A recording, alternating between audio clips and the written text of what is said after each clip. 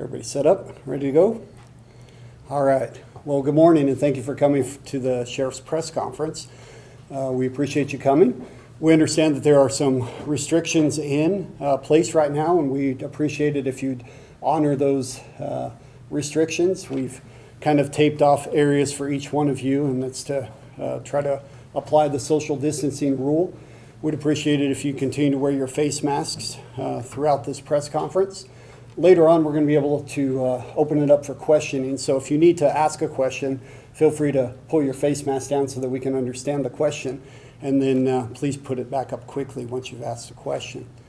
That being said, we're excited about introducing some new technology that we've been looking at for quite some time. We're looking for some technology that's sustainable, technology that is state of the art. We feel that body cameras are somewhat obsolete. The sheriff's going to talk about that a little bit. Again, we appreciate you attending. We appreciate you coming and listening to us. And with that, I'm going to turn it over to the sheriff. Thank you and good morning and welcome. We appreciate you coming down and supporting our body-worn device presentation. I want to start off by saying our hearts go out to the victims of the 5 people that were murdered this past week in the city of Albuquerque. I want to make sure that the families understand that we're thinking about them, and we want to make sure that they know that we're concerned about them. That being said, we want to roll into our body-worn device presentation. So over the last 5 years, we want to kind of give everybody a picture of what we've been doing and some of the things we've been working on extensively, and I'd like to thank my staff for their hard work and their diligence in all these projects, because they're all relative to what we want to talk about, a body-worn device. It started off when we first came into office, and we realized how far behind we were technology-wise, and the first thing we wanted to look at was a records management system. So we were able to get that going, and we were able to upgrade our CAD system and mobile data terminals that you see over here on the table. Also, we wanted to look at other things that would help deputies and keep them safe and keep the public safe. We wanted to mitigate some of the things we were looking at in terms of pursuit, so we introduced the Star Chase system. We're looking at technology, and we have things that we're test bedding right now as we speak, and we're piloting, and that's a bolo wrap system that hopefully apprehends people safer. We also looked at other technology to include a 700 megahertz system that the state's coming out with, and that's something that we've been working on for 5 years.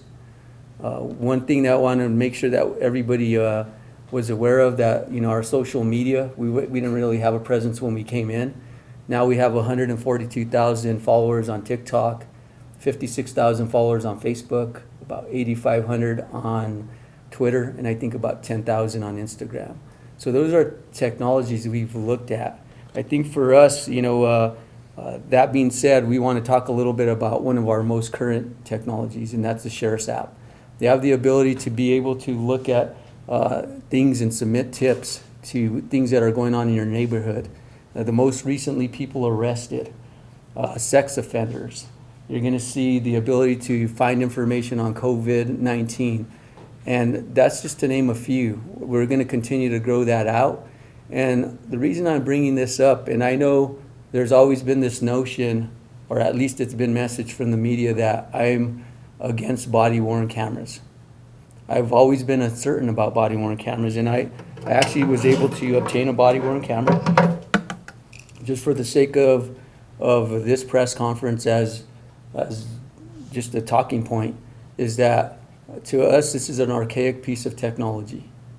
And to me, it would be like if anybody enjoys music, everybody knows that I would think, some of you may be too young to remember, but there used to be something called a Walkman. And to me, this is about equivalent to a Walkman.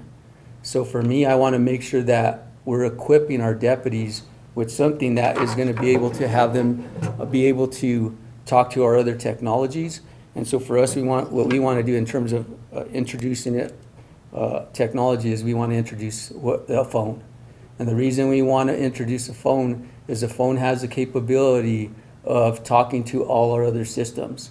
And so we want to be able to keep up with the public. A majority of the public now carry smartphones, and we want to be able to communicate with them. We're a community-based law enforcement agency, and we don't want anything to drive a wedge in between our ability to be able to communicate with them. And again, we didn't invest all this money so that we had a piece of technology that just caused us not being able to leverage our other technologies. So a phone has the ability to do that. In our presentations with some of the vendors, they've been able to bring that to light. So why would I want to do that? Well, we know that in most cases where law enforcement officers are scrutinized in terms of shootings or other less than lethal options or cameras turning off, the phone, in some cases, we're listening to these companies and they're telling us that they have the ability to possibly program these from sensors on the holster, from sensors on the less than lethal technology, from speed applications if you're in a pursuit and them automatically being turned on or voice activated. We want to be able to have those options versus putting that burden on a deputy who may have to make a split-second decision and alter that decision and then being scrutinized for them. So those are the things that we extensively looked at. Nobody has done more research. Nobody has studied this topic more than us. And I say that because when I took office, people knew my position on cameras, and I think I've made it very clear. It's an archaic piece of technology. And what we want to do is equip our people with the best technology, and I've said that over and over and over. We're not here to oppose the law. We're here to make sure that we make the best decisions to keep our people safe, to make sure that the citizens safe, and to ensure that we're able to honor and protect their rights. So that being said, I just want to take your attention to the screen real quick, and we'll show you a little bit about the Sheriff's app. We wanted to be able to kind of showcase that. It only takes about a minute. The Bernalillo County Sheriff's Office is excited to announce the release of our newest smartphone app. The app is designed to keep residents and families within Bernalillo County safe by providing the latest updates and information from the Sheriff's Office. Powered by thesherifapp.com, the app greets users with a streamlined main menu, allowing for seamless navigation of the app's many features. Some of those features include COVID-19 resources, a map of all local sex offenders, and all avenues of contact for the Sheriff's Office. The app also provides users with the ability to submit a tip about any crime happening around them, as well as alerts and updates on emergencies or events that may impact their area. Search Bernalillo County Sheriff's Office in the Google Play or Apple App Store to download this free app today. Okay, so over the last year or longer, and for as long as I can remember, I've had assigned people to task them with research in these areas. Under Sheriff Korn's going to talk a little bit about some of the applications of the phone. Under Sheriff Korn. Thank you. It's no secret the Sheriff's Department is moving forward on technology more than I've ever seen in my past 20 years. The Sheriff's Department, this administration, continues to push forward with enabling our personnel with the most effective law enforcement equipment that we could give them to better serve the public and mitigate risk. What we've done just in this short period of time, and I'm going to demonstrate a couple of applications that we're currently utilizing to improve service to the community and mitigate risk. But I do want to talk a little bit about an investment we've already made. And we've already purchased 173 cell phones for the department.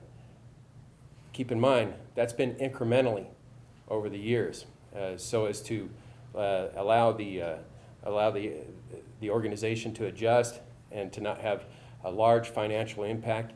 And so that's been going on. It's been a natural evolution of things. But with recent social events taking place right now, to include COVID-19, social distancing, Also, and the requirement for social distancing. We've had to have our employees do some teleworking and work remotely from home. And so we have to enable those employees to be able to do their work. And so what we've done is we had to bolster that program and pitch that proposal to the county manager to get more cell phones, or smartphones. At the same time, our sworn personnel have to do the same thing. They're having to social distance to some degree, and so they're having to reach out in different ways to the public. For example, this app allows them to do that. And just like you, with your smartphones, you personalize those smartphones and to be able to utilize them the way you'd like to utilize them. And so what we're doing is we're taking a culmination of social events to include the social distancing as well as the recent mandate. And we see, from our perspective, we see two parallel proposals, our proposal and then the mandate. And we're saying that these, they have a converging path, and that path is with the smartphone application. Keep in mind, we have over 500 employees, and we'd like to equip not only our sworn, but our non-sworn employees with smartphone technology. I do have a short video to show you, showing basically a demonstration that we had with one of our deputies, Deputy Gregory. And you go ahead and roll that.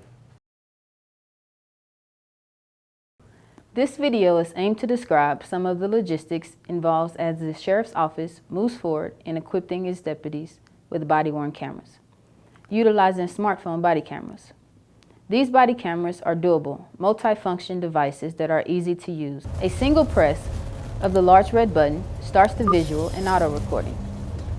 Camera recording started. 246SO 54.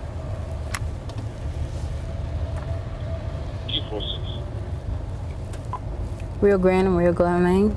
It's going to be a white Ford Expedition. Looks like one inside.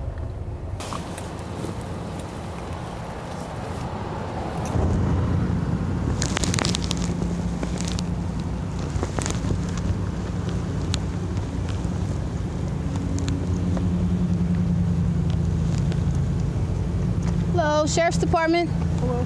You have your driver's license, insurance, and registration? I sure do. The reason why I pulled you over is because you was going 10 miles over the speed limit. Speed limit here is 25 miles per hour. I'm sorry about that.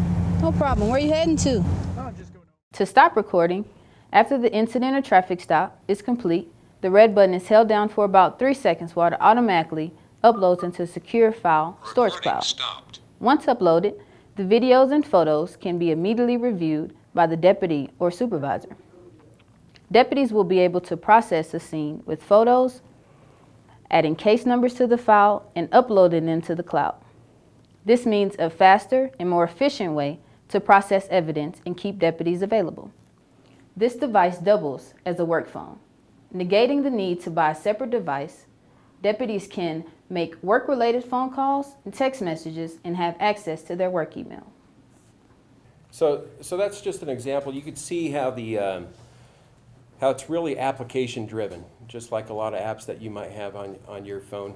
And some of the apps that we've been actually testing and evaluating over the past several years are also designed to help us out with mitigating risk and interoperability with other agencies, being able to collaborate with other agencies. And one such app I'm going to show you that we did make an investment in, as well as at one time, and I think they still have a subscription, is the Albuquerque Fire Rescue, also had a subscription as well. And it's a DoD-based application that we've been working with one of the developers over the several years to help them kind of build to suit our use of this app. And it's called TAC, and it's Team Awareness Kit. Now, let me pull it up here. Basically,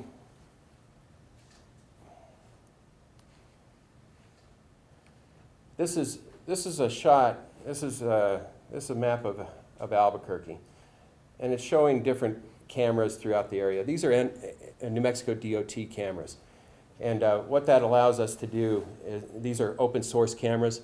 You don't have to pay for them. They're available to the general public as well. But we're able to incorporate this data, these cameras, onto this app. And what we want to do is we want to build this out.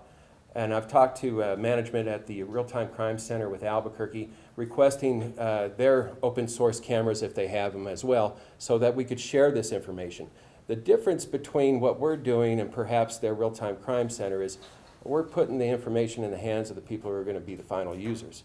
And that's going to be the deputies or even firefighters on the ground who are going to your calls.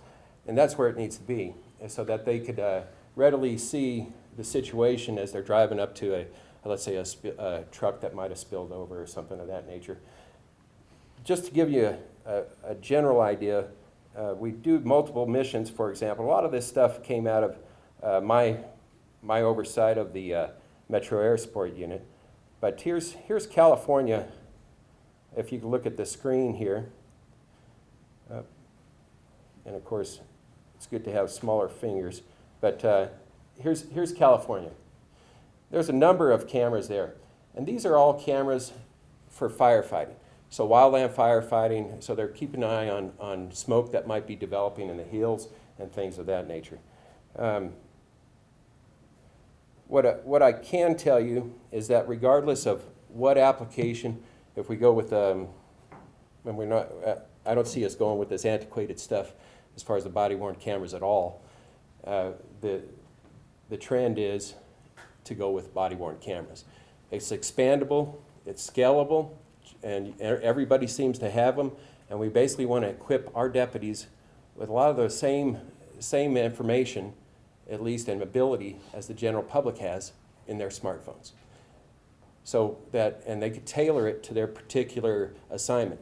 So for example, if we have a mobile crisis team deputy, he or she could have certain resources listed on their basically on their smartphone and numbers that they call. If we have a deputy out in the field who needs some interpretation or translation service, they can simply download an app.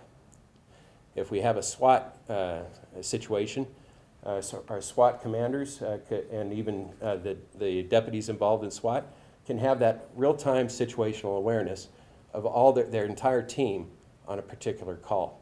And so it gives real-time information in the palm of their hands. And that's what we're after. So that when the deputy goes to a call, the deputy doesn't have to lug around, and you'll see on the table here, a camera, a GPS system, radio, numerous manuals and references. Even the laptop at this point in the 21st century is becoming cumbersome. So we want to streamline this as much as possible and find something that could encompass all this technology. One more thing before I turn over the podium here to Under Sheriff Covington to discuss, basically to discuss some of the challenges that we're facing, is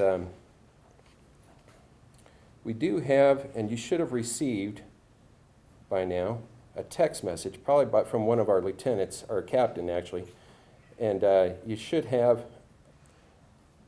be able to click on that, wait about 10-15 seconds, hit play, and you should see actually a live streaming video of our helicopter in the palm of your hand here pretty soon. If it doesn't work, basically, if it's not working for you, it'll eventually come in, but this is basically it right here. So I'm going to turn over the podium. Just keep in mind that this technology, it's not always turnkey, regardless whether it's a body-worn camera or a smartphone. There's always some amount of integration, some kind of information technology integration that needs to take place, some build-out of infrastructure. Might even include having to install routers within vehicles just to make the system work and work effectively. And so that's one of the things we need to keep in mind as we move forward. Mr. Cornyn, you talked about the Federation of the... Oh, yes, so this is, thanks for reminding me about that. So this gives you an idea. We're a pretty diverse agency. So we do, these are different groups, work groups basically, that we have under utilizing this particular application, this TAC application. So we have a training group. So we work with the fire department, we work with Bernalillo County Fire Rescue, we work also with a UNM, a reach and treat group. We do a number of rescues with even working with AMRC and surrounding agencies. So we have to have some kind of mutual training group.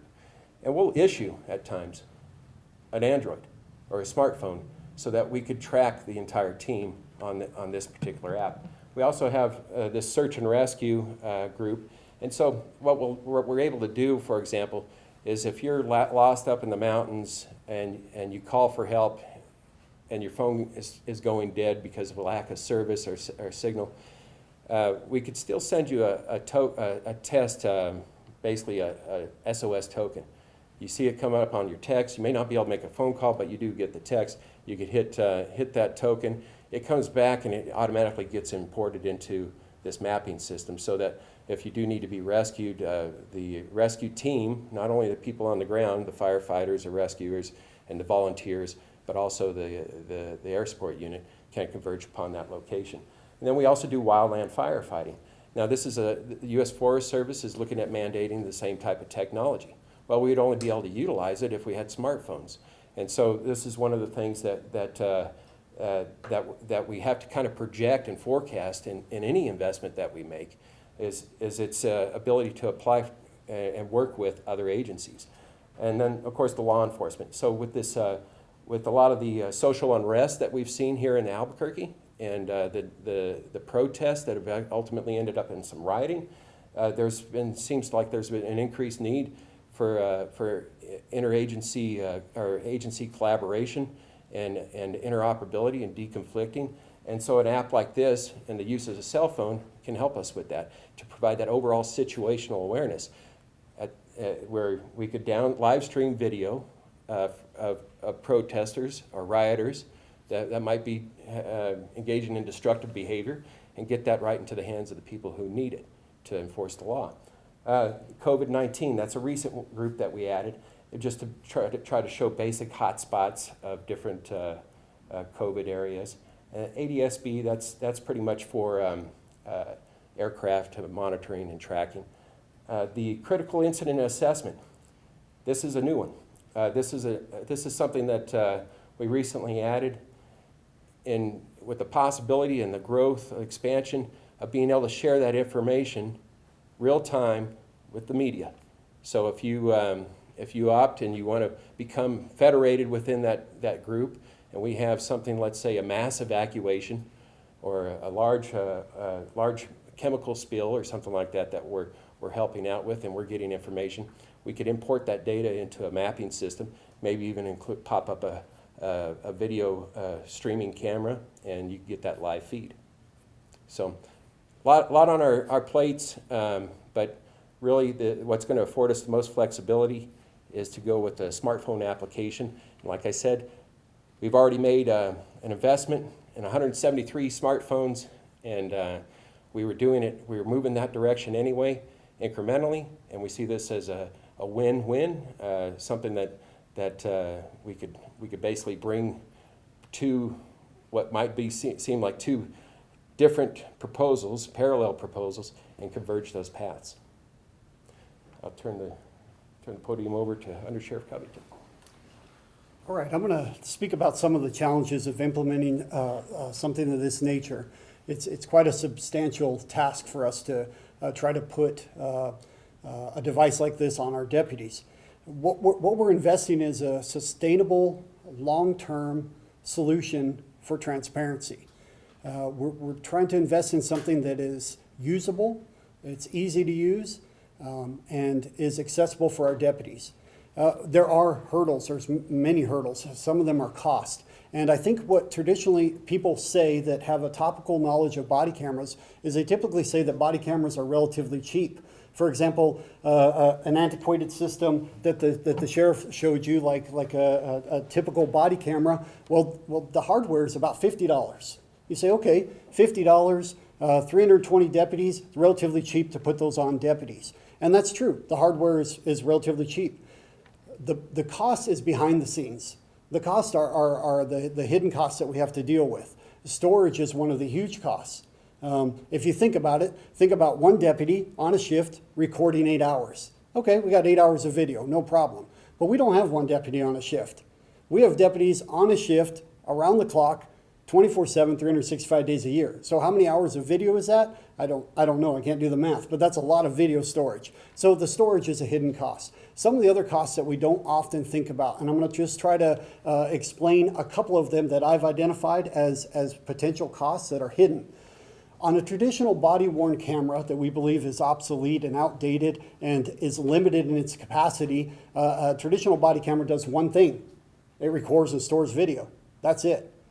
For an 8-hour shift with a deputy, the deputy typically will spend about an hour of his or her shift downloading, managing, correlating video. So think about that. One deputy, 8-hour shift, is off the streets not handling calls for service. The sheriff said it, and the sheriff has constantly pushed us in this direction that we are community and service based. Being off the street at the substation downloading video is not meeting what his desires are for this department. It's not meeting the needs of the citizens. So one deputy, 1 hour per shift at the substation, categorizing, tagging their video evidence. And you say, well, how hard is that? Well, if we're recording 8 hours, how many interactions does that deputy have in that 8-hour shift? It could be upwards of 100 different contacts. Traffic stops, calls for service, citizen contacts.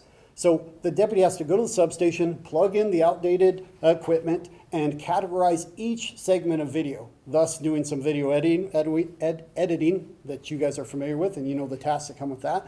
And they have to categorize that and tag it all into evidence. That's one deputy.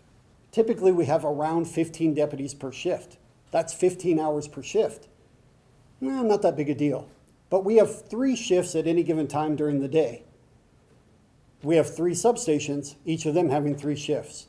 So if the analysis is correct, that 1 hour a day a deputy spent evaluating body camera footage, you'll see that 49,000 hours annually, they're not on the streets serving the citizens. That's a cost of $1.4 million. So that's a hidden cost that we don't account for. That's the time that we're not serving the general public. That's part of the cost. There's some additional costs that we've identified. And the next slide will show you some of those additional costs and some of the different challenges. Go back one slide, please. For example, staffing. Okay? We currently have to follow all IPRA law requests. And you guys in the media are all familiar with IPRA and how it works. It's public information access. And we have to provide certain information for those that make the request.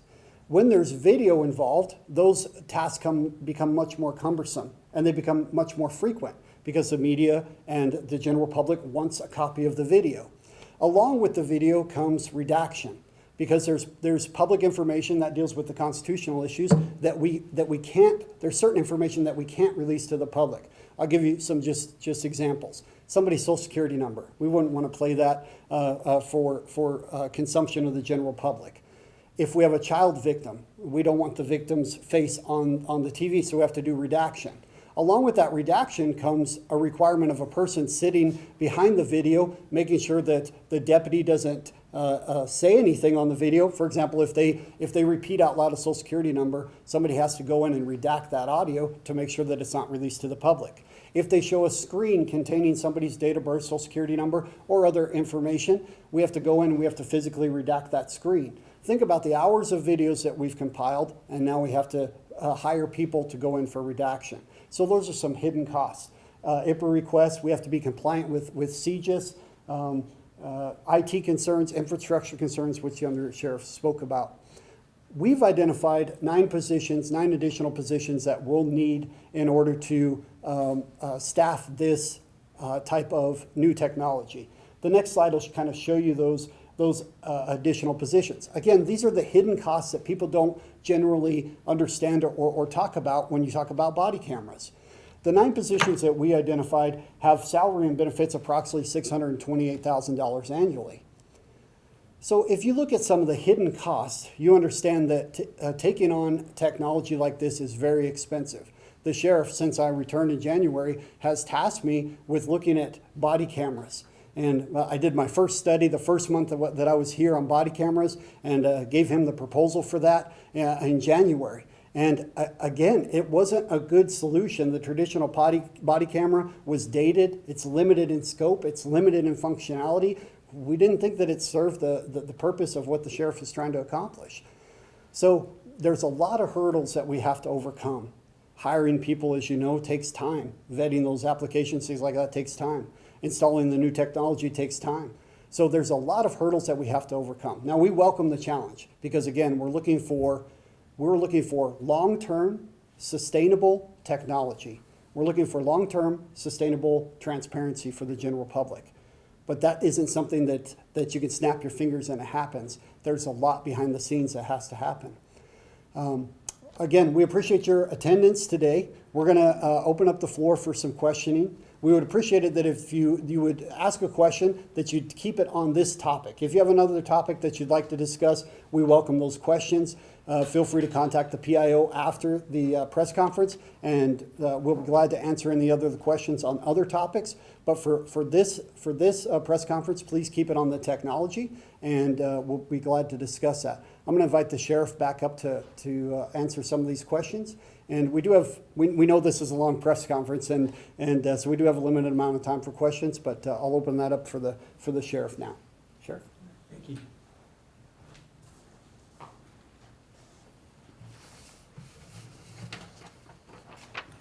Okay, we knew it'd be long because you've been waiting 5.5 years for this. So, who's first? I just want to clarify a few things first. So you guys have the app, correct? It is accessible for the general public Yes. use at this moment. Yes. So do you then already have access to that video element of the app? Because that's where the video is, correct? Are you seeing the video for the? For recording the demonstration? No, the app is just another separate piece of technology. The video camera, if you're referring to the deputy that was up there, that's something that we're discussing and reviewing with companies right now. So we're in the process right now of visiting with several companies to determine who's the best company who can deliver the most for what we're looking for the application of going to a phone. But is it used on that app? Or would it be No, used that's- through a different aspect of the phone? At this point, I'm not sure. What we're looking at when you enter an agreement with the software company, what's proprietary, what's the usage. That's why we want a phone, is to figure out how that phone is going to talk to you, whether it's the video camera company. The sheriff's app might be with a different company. So we would need to figure out how those technologies are all going to talk to each other. So at this point, they don't have the ability to talk to each other because we don't have a phone yet. So that's what you guys are suggesting? Yes. Is the technology on the phone for the video element of things? We're considering the video part as part of the piece where we comply with the law, to be honest with you. Okay, and then going back to the data, I know you guys have done your research for a long time. You guys kind of went into that. But when it comes to using a phone for recording video, I'm wondering what data you guys have as far as the lifespan of that, because I get the constraints of the hardware, but it is only recording the video, so I would assume that would have a longer lifespan than a cell phone if you're using it for different aspects of your life. My phone could last half a day or it could last a full day depending on what I'm doing on it. So I'm just wondering what the research is on the lifespan of a phone if you're using it for all of those capabilities. So those are great technical questions. So those are why we visit with the software companies. And so what we're looking at is they have the ability to upload those onto the cloud. So we have to look into two different ways to approach this. And a lot of this is based around budget.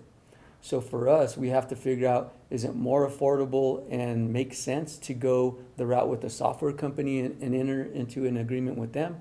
And or do we leverage our IT to figure out, do we store that information here at the county on servers? And how long does it take that system to get up? So we have to look at two different approaches and figure out budgetary wise, what's the best approach for that.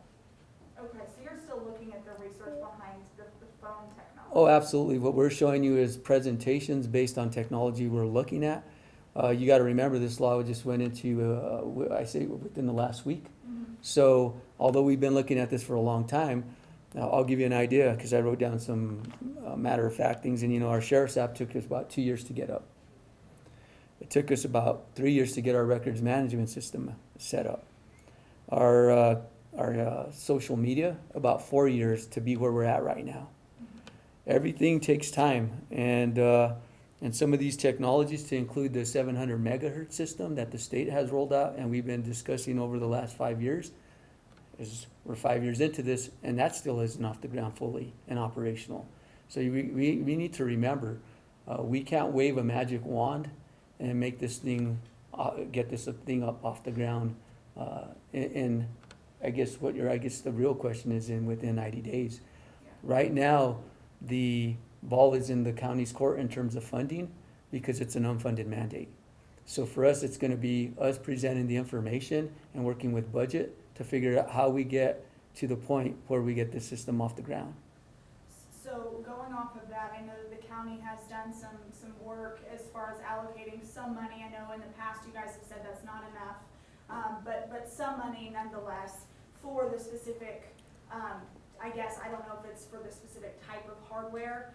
Have you approached commissioners about this? And if you already have the funding for the other, then why risk it, I guess, because you have 90 days? Okay, so last week was the law when it was enacted, right? It was official. So we haven't approached them yet, because we don't have enough information to approach them yet. But what we are diligently working on, and I'll give you an example. I had a discussion with an IT person that works in the town of Bernalillo. And he told me that they have 25 officers, they have a camera system there. And he told me that basically it's cost them about $750,000. Well, we have 325 officers. So I would tell you, based on what you just asked me, yeah, they gave us, or they appropriated $1 million. I'm telling you, $1 million is not enough to outfit the Bernalillo County Sheriff's Office with enough cameras or phones or whatever technology we choose to outfit all our department. So yes, we appreciate the fact that they opened up the coffer for $1 million, but that's gonna get us to the point where we're able to maybe examine and look at and go into further depth as far as identifying a phone, but that's not gonna get us where we need to be to outfit all the department. So are we gonna be able to comply with that with $1 million? Absolutely not.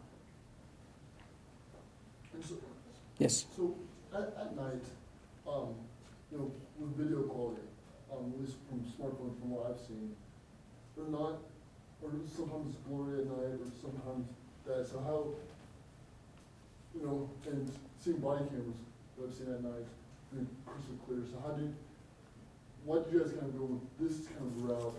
You know, when you could have, even though it is more costly, but have better video. Yeah, and we don't know if it's more costly in the short run or long run, right? That's why we're doing research on this. But what we do know is that we want to be able to have a device that we can integrate all our systems in, because we've invested millions and millions of dollars, and we're in the service area of protecting people. One of the most important services that you can provide in government.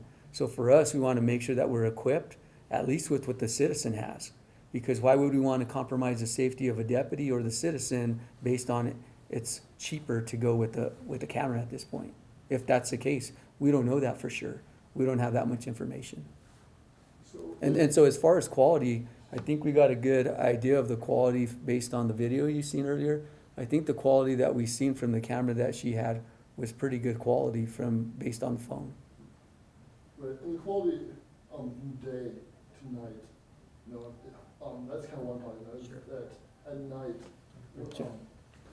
Okay, let me defer that to Under Sheriff Covington. So we have looked at the quality of many different applications of the body camera, and the cell phone. Here's what I'll say about that. The cell phone is a more accurate representation of what the deputy sees, whether it be day or night. So the importance for us is not, do we have the best video quality at night? The purpose of the camera is to show and demonstrate to the general public, this is what the deputy sees. So can we add infrared and night vision on the camera? Is that a true reflection of what the deputy saw? It's not.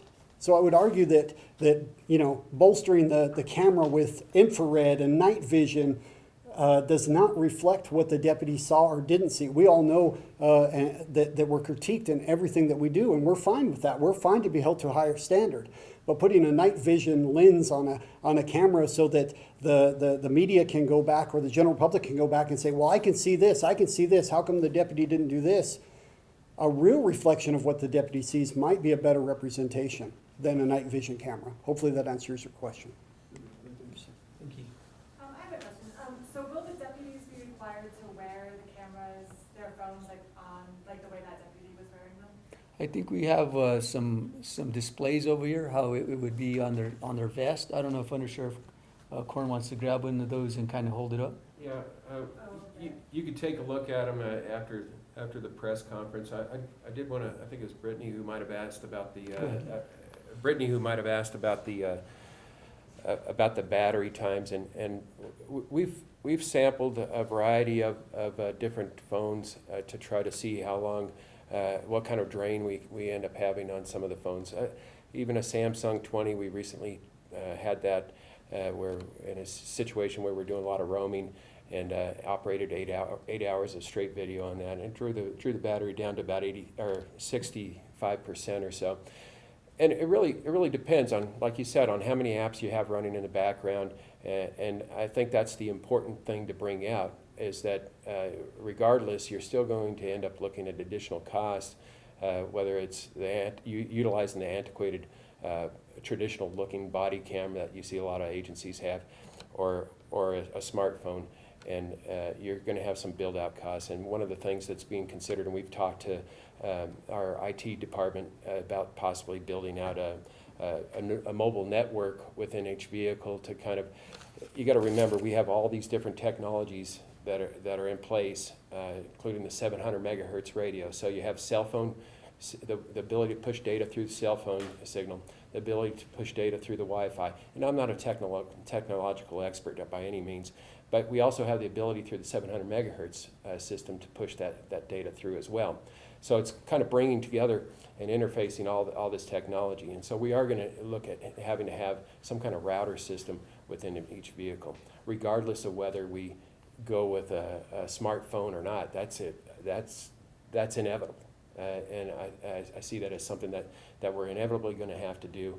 And so this is kind of, this point where we're at is kind of a reason to kind of push forward and say, well, we've got a lot of social issues going on that if this is any indication of the future, what we're going to have to do as far as social distancing, we really need to push the envelope on not just for Bernalillo County to have this technology. It may be in general for all public service type employees. So, sorry, to get back to my question, deputies will be required to wear them with the camera facing out? Wear the phones with the camera lens facing out? We have several different systems. I don't know, we haven't written the policy yet. What we will do is comply with the law. And what about turning it on easily? I know, like, if you're running up to a scene or something, it might be hard to turn on a phone and unlock it and like get into the app. How does that work? I think based on some of the information from the demonstrations that have been presented to me is that there is voice activation, there is speed activation, and again, just because we're concerned about the deputies' safety, because they do make split-second decisions, is that hopefully that takes that burden off them. So after we visit with these companies and we figure who has the most to offer to alleviate them from that burden, then that'll be a serious consideration. Okay. If I could add to that Sure. real quick, just so you know, some of the discussions we've had is actually, and we've seen some cameras that have remote activation, so a supervisor could possibly activate it, or even a dispatch. And so maybe trying to tie in our dispatch system so that when the person gets dispatched, it activates. There's a lot of things on the table, and some apps we're working with local software development companies. Other apps we're having to consult with out of town. Are there other departments in the U.S. that are using phones instead of traditional lapel cameras? Yeah. Say that again? Are there other departments in the United States that are using phones and using this kind of technology rather than the lapel cameras? according to the people we visited with, the software companies, is yes. Can you tell us which ones so we can look at? I don't want to do that because I don't want to give somebody the edge in the procurement process, so we can provide you with a list of the people that we're speaking to, and we can give that to you later. Okay. As far as the cost difference, because you had up there obviously the cost of the hardware for the other cameras, what is the cost savings for using this technology versus the other? I don't think we can give you an answer yet because until we select, at least narrow it down to compare it maybe to one to the other, we don't have any information at this point. So we don't know if it'll be any cheaper. At this point, we don't know. Okay. And that's why I mentioned earlier, we're gonna have to look at it from two different avenues. One from setting up the infrastructure from within at the county, and that's something we have to speak to IT about to figure out how do they get where they need to be in terms of being able to facilitate this information for us, and or is it better off going with the software company? And so we need to bring that and have that conversation up with IT. And do you think though, in the 90 days that this is gonna, because there are still a lot of unknowns, and you guys are still working with people, do you think it's gonna be a reality that in 90 days you guys have all the information you need and all the resources you need?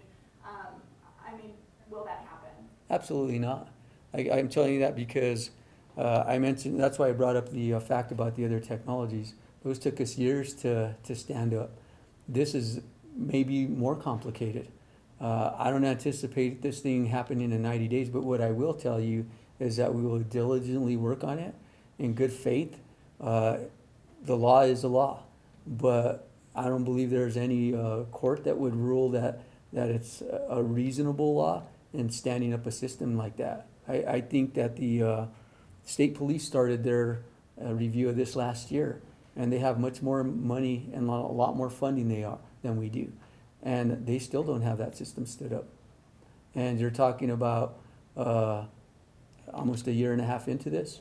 So basically the law, the way it was drafted, was set up for every law enforcement agency in New Mexico to fail.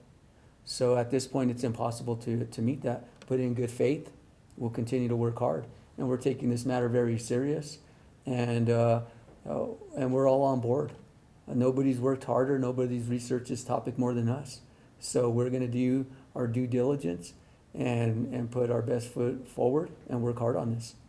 And so when it comes to transparency, obviously you guys are working towards that. Some of the statements that you've said in the past versus now after the legislation was signed have kind of changed. So I'm wondering, do you have an oath to transparency?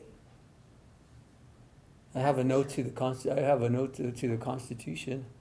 I didn't see transparency being part of that. As a matter of fact, I might even have that oath underneath here. But we're going to be transparent, and I'll state this, and I hope you can repeat this and record it. But nobody's more transparent than myself. I've had more press conferences than any other law enforcement official in the state, maybe even in this country. Every time we have an incident, you're invited openly, just like you are now. So we'll continue to be and further our transparency. If this helps enhance that, I'm all for it. We don't have anything to hide. My deputies will embrace this, and they don't have anything to hide. So we're looking forward to it, and we're going to work hard on getting this done. Undersheriff Covington had talked about some of the challenges, the manpower time, the IPRA, IT. Are any of those challenges lessened by going the phone route rather than the lapel camera route, or are they challenges that remain regardless? That's a great question. So I think that's why we're visiting with the two to compare, to figure out what those differences are. And I think that's why for us to listen to these companies and see what they can provide, and then our staff comes in and asks all the right questions to figure out, after we've sat there and got all the information, that we can make the most informed decision, so we make sure that we're making a good decision and I guess a good financial decision too for the taxpayer, because this burden has been passed on to them. So we want to ensure that we make the best decision possible to keep people safe, keep our deputies safe, and ensure that we're not losing anything service-wise. And if, you find out that the lapel camera is cheaper cheaper way to go? What's kind of your next steps in that process? So when you say that, I would suspect that you're saying that it might be cheaper to go with the camera just initially. We don't know that. Well, if we look at, if you guys kind of do the long run, fine. You know, when you data analysis, that's cheaper to go the lapel than the smartphone. What is your kind of next route? I don't think we have enough information at this time because we haven't visited with all the companies. But when we do, and we have something to scope it down and narrow it down to, then we can provide you with that information. But I can't answer that question now based on the information I have at this point, because we haven't visited with all the vendors yet. Sir, can I ask? Sure. You gotta keep in mind, there's, sure, a mandate for body cameras, but the demand is for smartphones. And that's where we're gonna get the most bang for our buck. Can a smartphone can function as a body camera. Body camera can't function as a smartphone. A smartphone is able to basically work with all these other technologies that we have, including talking to the citizen. Ultimately, I mean, kind of looking at kind of a bit of a visionary here. Ideally, when you call 911 with your smartphone, and you have that photo, or you're running that video of an offender burglarizing your neighbor's house, ideally, at some point, we'll be able to take that live video that you're taking and get it right to the deputies who are going to be responding to that call. But we can't do that if we get stuck on trying to figure out if we want a body camera. If we have the opportunity to move forward with a smartphone that could function as a body camera, that's going to be the way to go. I have one last question. My colleague had done a story and got a statement from you, I think last week, when the bill was signed. Do you plan at all on challenging the law in court, challenging the timeframe in court, challenging anything at all about the law? I don't know, I don't remember doing an interview, but what I will tell you is that I have my attorney, and they're going to do a legal review, so we make sure that we interpret the law right. And so that's why we have a legal counsel. So that's why we hire them. So we make sure that we're in compliance, and that's the reason behind that. Okay. Anyone else? Okay, so if you want to do anything follow-up at a later time, that's fine, to figure out where we're progressing. Again, we've embraced this technology because we feel that we're in a good position now to roll out what's best for this community as a whole and give them a better service. So we're looking forward to looking at more technology, and we'll get back with you when you have more questions. Thank you. When do you expect that to be? When do you expect to have some answers about which technology you're going to go with? Tomorrow I'm meeting with another company. They're coming in, and as soon as my staff tells me when we've done all the visits, then I can probably get back with you and give you that answer. We also have procurement process, so we're going to have to abide by. We don't want to violate state procurement laws just to fulfill a 90-day requirement. So we still have to go through that process as well.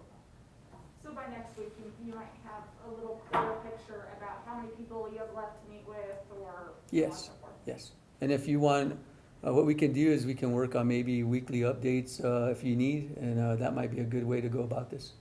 Okay. All right? Okay, thank you. Thank you. Thank you.